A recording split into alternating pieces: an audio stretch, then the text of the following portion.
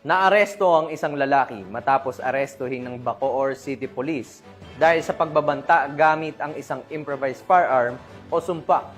Magbabalita dyan si Patrolwoman Priscel May Urbano.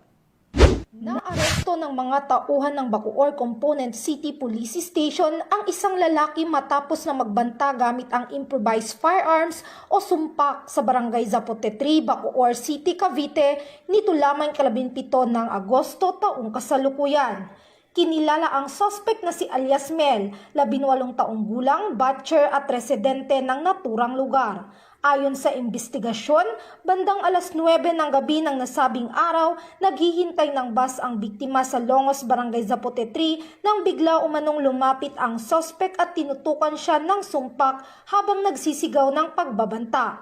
Dahil sa takot, hindi na lamang lumaban ang biktima at agad namang tumakas ang suspect. Matapos ang insidente, agad na inulat ng biktima ang pangyayari sa barangay na kaagad namang ipinaabot sa Bacoor Component City Police Station.